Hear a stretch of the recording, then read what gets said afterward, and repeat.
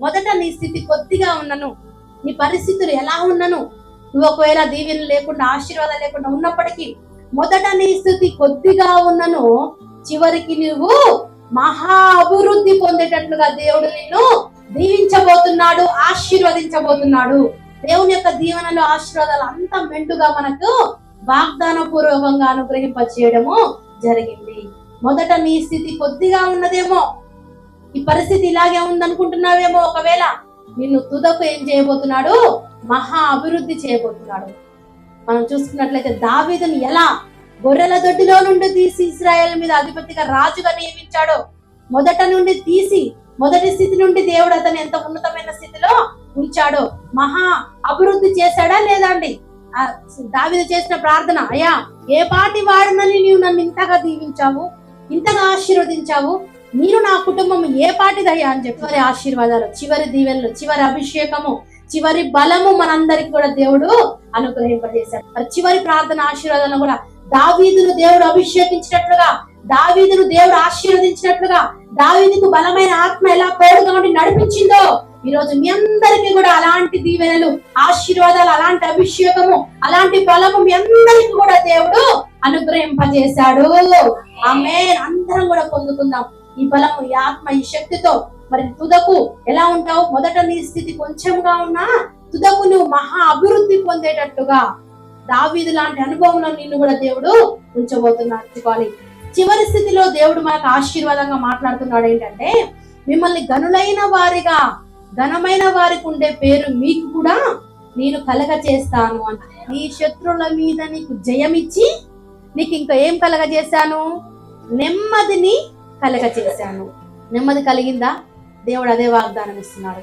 నెమ్మదిని కలగ చేయబోతున్నాను. ఒకళ్ళు నెమ్మది కలిగించినట్లయితే చాలా సంతోషం. నెమ్మదిని కలగ చేయబోతున్నాను. 10 రోజుల ఆశీర్వాద ప్రార్థనలో ఆశీర్వాదాలు ఇచ్చాడు. తర్వాత ఇంకేమి ఇస్తున్నాడు?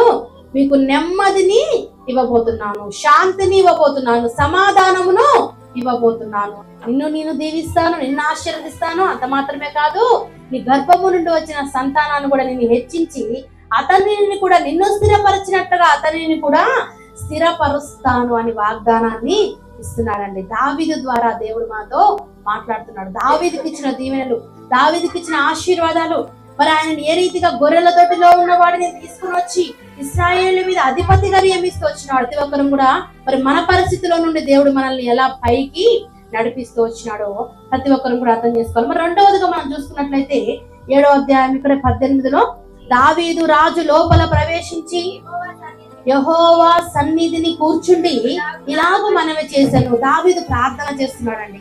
దేని నిమిత్తము? మరి మొదట అనుకున్నాడు, అయ్యా నేనైతే మంచి ఇంట్లో ఉంటున్నాను కానీ నీకు గృహము లేదని బాధపడుతూ వచ్చినప్పుడు మరి నాతాను ద్వారా దేవుడు మాట్లాడి మరి నిన్ను ఏ రీతిగా నిన్ను దీవించానో, ఏ రీతిగా ఆశీర్వదించానో నీకు తెలుసు కదా. మరి నిన్ను ఆశీర్వదించినట్లే, నిన్ను దీవించినట్లే నీ సంతానాన్ని కూడా నేను ఆశీర్వదిస్తానని చెప్పాడు. ఆ మాటలన్నీ విన్నప్పుడు దావీదు ప్రార్థన చేస్తున్నాడు. ఏం ప్రార్థన చేస్తున్నాడు? ఎలా పశ్చాత్తాప హృదయముతో ఆయన ప్రార్థన చేస్తున్నాడు. మనం చదివినట్లయితే, నా ప్రభువా యెహోవా, ఇంతగా నీవు నన్ను హెచ్చించుటకు నేనెంతటి వాడను, నా కుటుంబము ఏ పాటిది. హల్లెలూయా. మొదటి స్థితి, కడపటి స్థితి, చివరి స్థితిని బట్టి దావీదు ప్రార్థన చేస్తున్నాడండి. చివరి స్థితి ఎలా ఉంది? ఆశీర్వాదకరంగా ఉంది. మొదటి స్థితి ఎలా ఉంది? గొర్రెలను కాచుకునేవాడుగా ఉంటున్నాడు. అన్నలు లెక్క చేయలేదు, తండ్రి లెక్క చేయలేదు, ఎంతో చీఫ్ గా చూసి అన్నల్ని మంచి డ్యూటీలోనే పెట్టాడు. కానీ ఇక్కడ చిన్నవాడని చెప్పి లెక్క చేయకుండా ఏం చేశాడండి? గొర్రెలను కాయడానికి పెట్టినప్పుడు దేవుడు అతను చూసి ఆ స్థితి నుండి తీసి ఎంత ఉన్నతమైన వాడుగా ఇశ్రాయేలుల మీద అధిపతిగా ఉండేటట్లు నియమించడం జరిగింది. ఇంతగా నీవు నన్ను హెచ్చించుటకు నేను ఏ పాటి వాడనయ్యా, నేనెంతటి వాడను, నా కుటుంబము ఏ పాటిది అనుకుంటున్నాడా? నేను గొప్పవాడిని, నేను రాజుని, నేను ఇశ్రాయేలు మీద అధిపతిగా నన్ను దేవుడు నియమించాడు, నా అంత గొప్పవాడు ఎవరు కూడా లేడు అనుకుంటున్నాడండి. ఏమనుకుంటున్నాడు? అయ్యా ఇంతగా నన్ను హెచ్చించుటకు ఇంత దీవిస్తున్నావు ఎందుకు ప్రభువా, నన్ను ఇంతగా ఆశీర్వదిస్తున్నావు ఎందుకు ప్రభువా, నేను ఏ పాటి వాడను, నా దగ్గర ఏముందని ఎంతటి వాడను, నా కుటుంబం ఏ పాటిది, నేనే పాటి వాడనని ఎంతగా తగ్గించుకుంటున్నాడో చూసారు. చివరిగా మాట్లాడుతున్నాడు. మొదటి స్థితి నుండి దేవుడు ఆశీర్వాదకరంగా మార్చిన తర్వాత మరలా చివరిగా ఆశీర్వాదాన్ని పొందుకున్నప్పుడు వస్తున్న మాటలు, ఇంతగా నన్ను ఆశీర్వదించడానికి, ఇంతగా నన్ను ఎందుకు ఆశీర్వదించావు ప్రభు, ఎంత నా పైన నీకు ఏమిటి నాయన ప్రేమ అని మాట్లాడుతున్నాడండి. నా పైన, నా కుటుంబం పైన ఎందుకు ప్రభు నీకు ఇంత ప్రేమ అని, ఇంత హెచ్చుగా చేసినందుకు నీ దృష్టికి, ఇంత హెచ్చుగా నన్ను చేశావు అయినా కూడా నీ దృష్టికి అది ఏమైందంట, కొంచెముగానే ఉంది. ఈ దృష్టికి కొంచెమై ఉందంట. దేవుని దృష్టిలో మన ఆశీర్వాదాలు, మన దీవెనలు దేవుడు మనకి ఇచ్చినవన్నీ కూడా ఎలా ఉన్నాయంట, ఎంతగానో అసలు ఇంక ఈయనకు సరిపోయింది, ఎంతగా ఆశీర్వదించావు ప్రభు అని ఏ పాటి వాడినని ఈయనకు సంతృప్తిగా ఉంది ఆశీర్వాదాలు పొందుకొని. అయినా కూడా అవి దేవుని దృష్టిలో ఎలా ఉన్నాయంట, కొంచెముగానే ఉన్నాయంట. అలా ఉంటదండి. మనము దేవుడిచ్చేది ఆశీర్వాదాలు మనకు ఫుల్ గా ఉంటాయి, కానీ దేవుడిచ్చేది మాత్రం మనకు కొద్దిలోనే మనకి ఇంత ఆశీర్వాదాన్ని మనము పొందుకునేటట్లుగా, అలాంటి దీవెనలు, అలాంటి ఆశీర్వాదాలు దావీదుని ఎలాగైతే దేవుడు దీవించాడో, దావీదునైతే ఎలా ఆశీర్వదించాడో, దావీదుని ఎలా ఘనంగా దేవుడు నిలబెడుతూ వచ్చినాడో, అలాంటి దీవెనలు, ఆశీర్వాదాలు దేవుడు మనకి కూడా అనుగ్రహింపబోతున్నాడు. ప్రతి ఒక్కరు కూడా 10వ రోజు ఆశీర్వాదాలు పొందుకుంటున్నాం. చివరి ఆశీర్వాదాలు, చివరి దీవెనలు. మరి ఇట్లాంటి దీవెనలు, ఇలాంటి ఆశీర్వాదాలు కావాలంటే మనము కూడా ఏం చేయాలి, ప్రార్థన చేస్తున్నాడు దావీదు.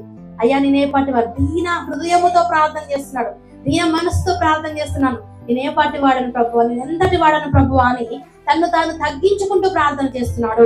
అయ్యా ఎంత గొప్ప దేవుడు ఓ ప్రభు, నీవొక్కడివే దీవించే దేవుడువు, నీవొక్కడివే ఆశీర్వదించే దేవుడు, నీ ద్వారా మాత్రమే ఘనకార్యాలు జరుగుతాయి, నీవు తప్ప ఇంకెవరు కూడా చేయలేరు అని చెప్పి ఎంతగా ప్రార్థిస్తున్నాడు, ఎంతగా దేవుని స్తుతిస్తున్నాడు. తర్వాత 26లో అంటున్నాడు, సైన్యములకు అధిపత్యకు యెహోవా ఇశ్రాయేలులకు దేవుడై ఉన్నాడను మాట చేత నీ నామమునకు శాశ్వత మహిమ కలుగునట్లు నీ దాసుడనైన నా కుటుంబమును నీ సన్నిధి స్థిరపరచబడినట్లు నీవు సెలవిచ్చిన మాట నెరవేర్చుము. నా కుటుంబాన్ని దీవించావు, ఆశీర్వదించావు. అయితే ఇంకొకటి ఏంటిదంటే ఇక్కడ చెప్తున్నాడు, నా కుటుంబము నిత్యము నీ సన్నిధిలో స్థిరపడినట్లుగా. ఏం కావాలండి కుటుంబానికి? ఏం కావాలి? దేవుని సన్నిధిలో స్థిరపడి ఉండటం అనేది చాలా ప్రాముఖ్యమైన విషయం.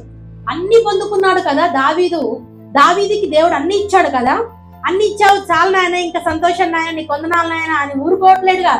ఏమంటున్నాడు? ఇంకా ప్రార్థన చేస్తే ఏమంటున్నాడు, అయ్యా ఇంకా కూడా నా కుటుంబము నీ సన్నిధిలో స్థిరపడేటట్లు ఏం చేయమంటున్నాడండి, నీవిచ్చిన మాట నెరవేర్చు ప్రభువా.